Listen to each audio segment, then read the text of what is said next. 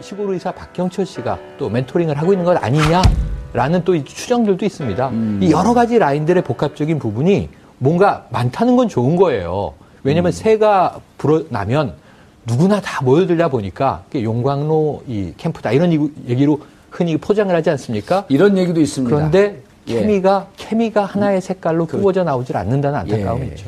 양 변호사님, 이제 지금 이쪽 캠프 얘기했는데 오늘 중요한 얘기인데 왜냐하면 겉으로 드러난 캠프의 선대위가 누구 하는 것보다도 사실은 지금 거명되고 있는 분들이 안에 스노볼 이론 중에서 핵심을 만드는 사람들이거든요. 그렇죠. 이 핵심을 누가 만드느냐 하는데 이 핵심을 만드는 인물 중에 하나가 또 부인 김미경 여사란 말이에요.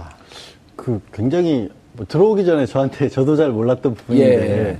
그런데 적극적으로 박경철 시골의사도 또 숨어있는 멘토 중에 한 분이라고 했는데 최근에 역시 확인되지 않지만 이런 얘기가 국민의당 주위에서 떠돌고 있어요. 뭐냐면 김미경 이분도 강력하게 대선을 협조하고 있고 어쨌든 내조를 해야 되니까 하고 있고 거죠. 박경철 의사도 돕고 있는데 두 분이 충돌해서 그리고 충돌하는 계기가 됐던 건 이번에 교수 문제, 채용 문제 이런 등등 문제에 대해서 솔직하게 인정을 하고 넘어가라고 하는 쪽과 그 부분에 대해서 일단 시간을 보면서 가자는 쪽에 충돌하면서 균열이 됐다라고 하는 소문, 즉 박경철 의사가 떠났다는 이런 정보도 있거든요. 가능성은 있다고 봅니다. 이번에 보니까요, 각 대선 후보들끼리 이력서 이런 걸 써놨는데 몇몇 특이한 내용들이 많이 있었던 것 중에 안철수 후보 같은 경우에는 정치를 하게 되면서 겪었던 불편한 점에 대해서 가정에 소홀하게 됐다는, 가족과 보내는 시간이 줄어들었다는 점이 힘들다. 제 얘기하고 묶이잖아요. 그렇죠. 제 얘기하고 그렇죠. 묶이죠. 지금 의원님이 그러신다라고 생각하고 깜짝 놀랐어요. 그런 말씀하시죠. 실제로 저는 그게 굉장히 한국 사회에서 정치인 치고는 가족과 보내는 시간이 줄어들었다는 게 불편하다는 발상 자체를 하는 것 자체가 굉장히 이례적이었어요. 나쁘다는 게 아니라 보통 그렇잖아요. 이렇게 집안 돌보는 일이 어딨냐. 집에서는 다 부인들이 내조해주지 않았으면 막 나와서는 부인들이 눈물 흘리기도 하고 나와서 후보들이 정말 정치하느라고 내가 미안했다 이런 얘기하는 게 통상적인 어떤 관념이었는데 이 안철수 후보 같은 경우는 그런 면에 있어서 상당히 기성 정치인들과는 보는 방법이 좀 다르구나라는 거고 근데 한편으로는 그게 지적하신 것처럼 또 그렇다면 김미경 후보 부인에 대해서까지도 이걸 검증을 한다거나 객관적으로 나선다거나 아니면 그거를 떨떨하게 털다거나 이런 게 사실 불가능할 수도 있는 구도일 수도 있겠구나. 그게 그리고 상당히 생각보다도 그러면 그게 뭐 어떻게 보면 대선 과정 내는 정책을 결정하는데도 영향을 할 수 있는 사실상의 파트너 같은 존재가 아닌가라는 생각도 드는 거죠. 부인이 아니었었나? 그것까지는 제가 말씀을 못 드리겠습니다. 아니 그런 의혹을 예를 들어갖고 가정에서 이런 거거든요. 그 전에 대선 주자들 보면 대선 주자는 본인이 한 거고 부인이 그것을 조금 더 국민과 친화적으로 그 다음에 혹시 오만과 독선으로 빠질 수 있을까 비판해주고 이런 역할을 하는 게 이제 가장 좋은 내조인데 그렇죠. 정책까지 쥐고 흔드는 것 아닌가? 이러면 위험해지는 거 아니에요? 위험해지죠. 그러면 또다시 대통령은 누구인가 이런 문제로 간단 말이에요. 이게 빌 클린턴 대통령 시절에 힐러리가 더 똑똑한 거 아니야? 라는 국민들의 시선이 있었는데 루인스키 사건이 터지잖아요. 일명 지퍼게이트. 그 이후에 이 부부관계에 대한 미국인들의 의혹이 많이 커져요. 그 비호감이 힐러리가 지난해 대선에 나왔을 때까지도 잔존해 있었다. 그래서 트럼프가 루인스키를 토론회 장소에 초대해서 앉히겠다는 얘기까지 한 거예요. 그러니까 이게 정말 평생 가는 일인 거죠. 그런데 우리 국민들도 사실은 그 부인의 역할로 안착했으면 좋겠다. 좀 따뜻하고 후보면 후보, 대통령이 되면 그를 케어하면서 뭔가 민원을 들어주는 제2부속실의 역할이 그건데 박근혜 정부는 제2부속실이 이상하게 쓰인 거 아닙니까? 최순실 전담팀으로 쓰인 게 확인되고 있잖아요. 그런데 이제 앞으로는 청와대가 정상화돼야 되는데 그러면서는 저는 안철수 후보의 진심을 믿는데 안철수 후보가 이런 얘기를 많이 했었어요. 가장 존경하는 여성은 이 부인 김미경 교수다. 그래서 이 부인을 존경하는 것은 사실인 것 같습니다. 저는 좀 원조 상황 얘기를 지금 이제 이 상황 타이틀을 이렇게 지금 김미경 교수 쪽으로 가는 것 같은데 박지원 의원 얘기를 조금 더 하고 싶은 게 지금 박지원 의원에게 이렇게 상황이라는 얘기까지 나온다면 사실은 지금 이렇게 처신해야 될 행동은 분명합니다. 뒤로 물러나야 돼요.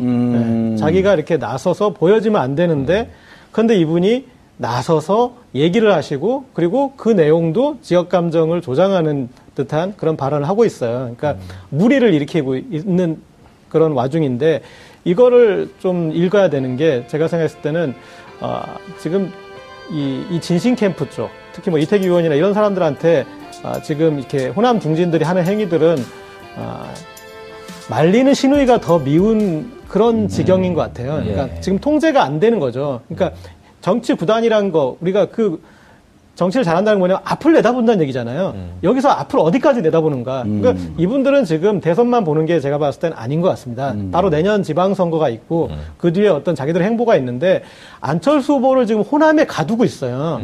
그러니까 호남에서 문재인 후보를 이게 뭐 그런 논리겠죠. 그래야지 이제 전국적으로 지지를 받는다. 그런데 지금 이 구도에서 보자면 안철수 후보의 표는 집토끼가 아니라 산토끼에서 지금 확장됐지 않습니까? 그렇죠. 그럼 자신의 확장성을 확인하고 그러고 난 다음에 그것에 대해서 호남에서 인정을 받으면 돼요. 이거 보십시오.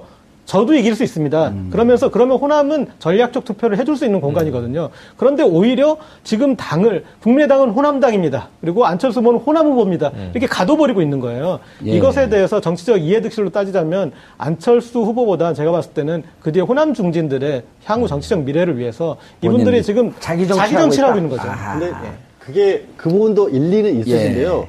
선택의 여지가 또 별로 없으신 것 같아요. 그것도 박지원 대표 입장에서. 그런데 저는 이제 박지원 대표가 정치 구단이라 그런단 말이에요. 그러니까 단이라고 하는 것은 인간사에서 가장 최고의 수준이거든요. 9단, 10단. 10단은 무엇이 이제 완성이기 때문에 9단, 10단이나 쓰는 걸 안 쓰고 9단.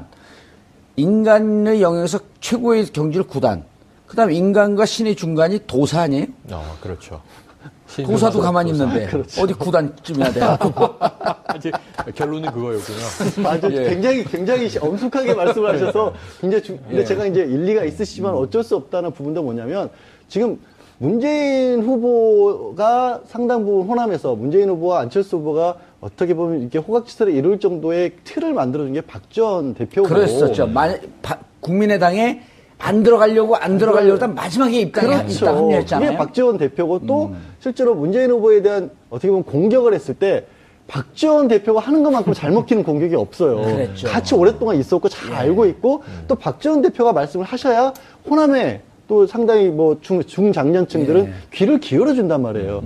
지금 시점에서 막 떠들고 있는데 여기서 만약에 박지원 대표가 빠져버리게 되면 또 국민의당이 그 공세, 그러니까 민주당이 요즘 이제 굉장히 국민의당에 대해서 역공세를 하지 않습니까? 그 막아낼 사람이 또 없는 것도 사실이에요. 이게 실제로 지금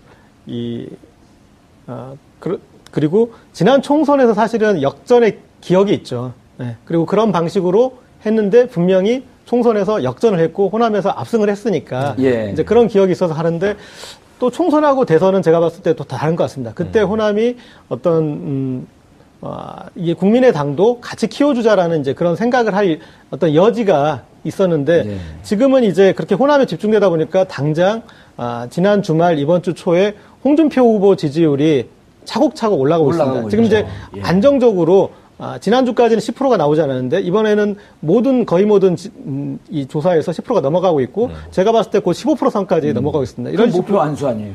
네, 그렇죠.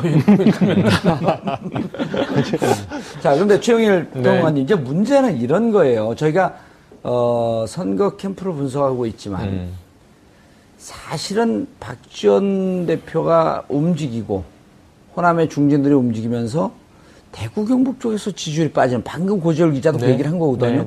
호남 중진이 움직이면 움직일수록 대구 경북에서, 정신 차려보니, 호남 정당이었네?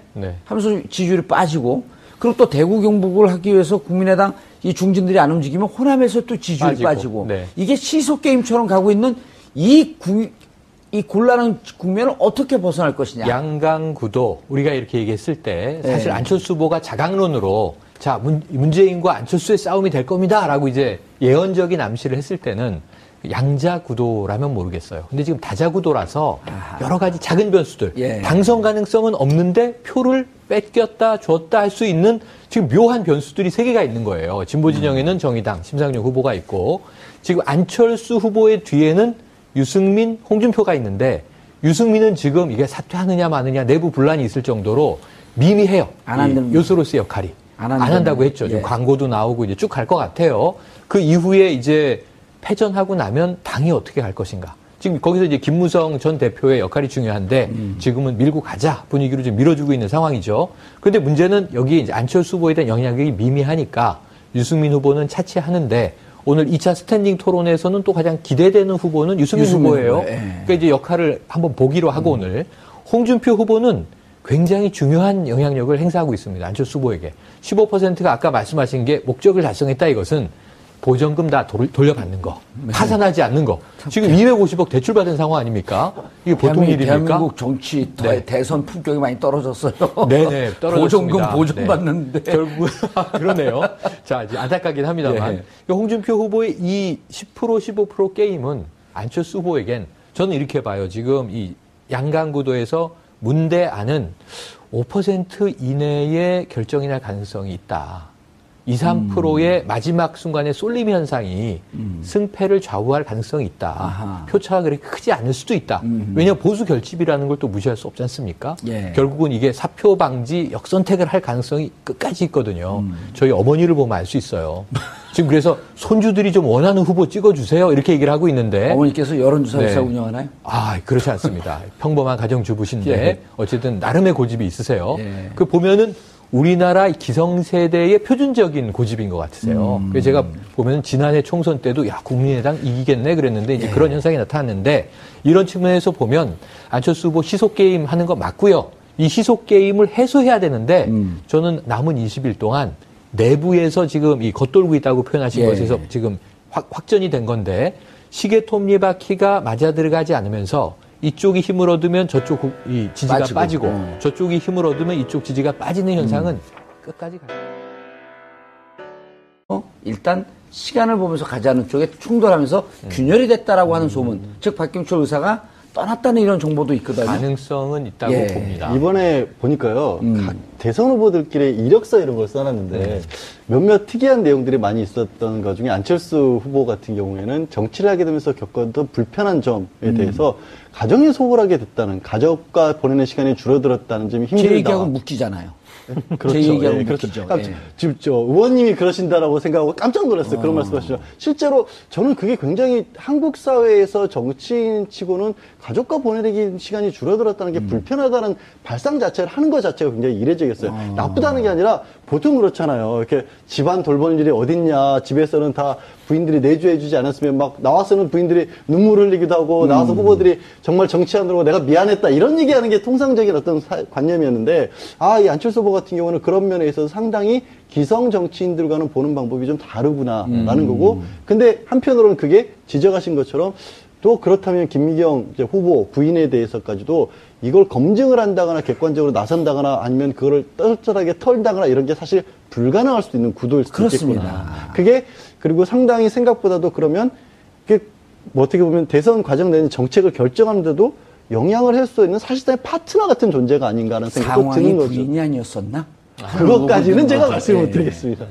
아니 그런 의혹을 예를 들어갖고 가정에서 이런 거거든요. 그 전에 대선 주자들 보면 대선 주자는 본인이 하는 거고 부인이 그것을 조금 더 국민과 친화적으로 그 다음에 혹시 오만과 독선으로 빠질 수 있을까 비판해주고 이런 역할을 하는 게 이제 가장 좋은 내조인데 그렇죠. 정책까지 쥐고 흔드는 것 아닌가? 이러면 위험해지는 거 아니에요? 위험해지죠. 그러면 또다시 대통령은 누구인가 이런 문제로 간단 말이에요. 이게 빌 클린턴 대통령 시절에 힐러리가 더 똑똑한 거 아니야? 라는 국민들의 시선이 있었는데 루인스키 사건이 터지잖아요. 일명 지퍼게이트. 그 이후에 이 부부관계에 대한 미국인들의 의혹이 많이 커져요. 그 시골의사 박경철 씨가 또 멘토링을 하고 있는 것 아니냐라는 또 추정들도 있습니다. 이 여러 가지 라인들의 복합적인 부분이 뭔가 많다는 건 좋은 거예요. 왜냐하면 새가 불어나면 누구나 다 모여들다 보니까 용광로 이 캠프다 이런 얘기로 흔히 포장을 하지 않습니까? 이런 얘기도 있습니다. 그런데 케미가 하나의 색깔로 구워져 나오질 않는다는 안타까움이 있죠. 양 변호사님, 이제 지금 이쪽 캠프 얘기했는데 오늘 중요한 얘기인데 왜냐하면 겉으로 드러난 캠프의 선대위가 누구 하는 것보다도 사실은 지금 거명되고 있는 분들이 안에 스노볼 이론 중에서 핵심을 만드는 사람들이거든요. 그렇죠. 이 핵심을 누가 만드느냐 하는데 이 핵심을 만드는 인물 중에 하나가 또 부인 김미경 여사란 말이에요.